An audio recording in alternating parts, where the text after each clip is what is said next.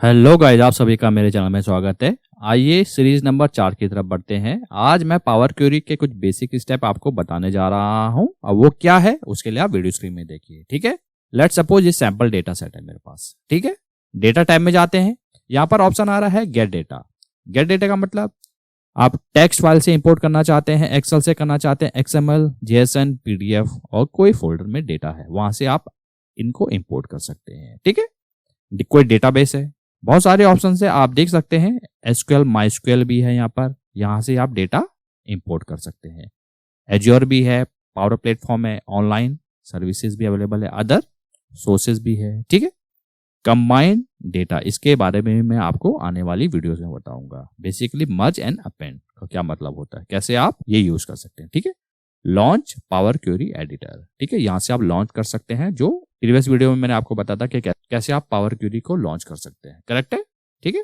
ये देखिएगा यहाँ पर आपको मेन टेक्स्ट भी दे रखा है, from text and CSV file. यहाँ से भी डेटा इंपोर्ट कर सकते हैं, इस पे भी आप डायरेक्ट क्लिक कर सकते हैं, वेब से कर सकते हैं, टेबल से कर सकते हैं, कोई पिक्चर में आपके पास डेटा है वहां से आप इंपोर्ट कर सकते हैं, ठीक है। रिसेंट सोर्सेज एग्जिस्टिंग, ठीक है। ये देखिएगा रिफ्रेश है, यहाँ से जो भी आप क्वेरी बनाओगे वो मैं आपको आगे आने वाली वीडियोस में बताऊंगा इसका मतलब क्या होता है, उसको आप रिफ्रेश कर सकते हो।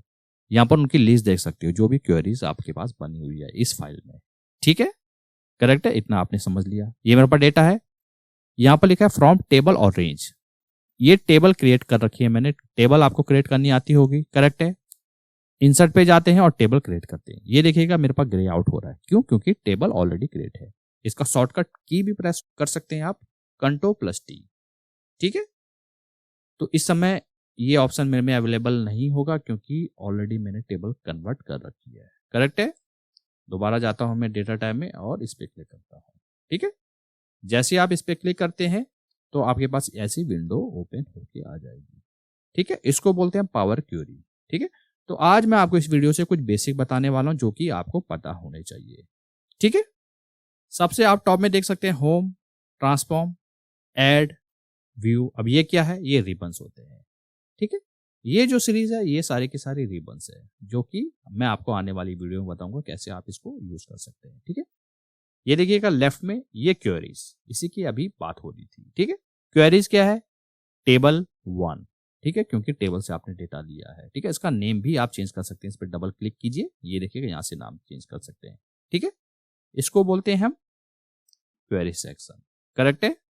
आप देख सकते हैं मिडिल में आ रहा है, इसको हम बोलते हैं फॉर्मूला बार, करेक्ट है। इसको हम फॉर्मूला बार बोलते हैं। अब ये वाला जो सेक्शन है इसको हम बोलते हैं प्रॉपर्टीज, ठीक है। ये देखिएगा प्रॉपर्टीज नेम क्या है? टेबल 1। यहां से भी आप चेंज कर सकते हैं, कुछ भी नाम आप यहां पर लिख सकते हैं, ठीक है।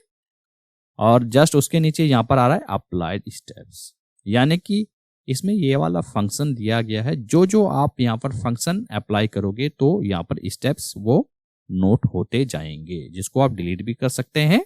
स्टेप्स कहने का मतलब है जैसे होम की है, जैसे लेट सपोज मान लीजिए इस कॉलम को मैं डिलीट करना चाहता हूं, ठीक है।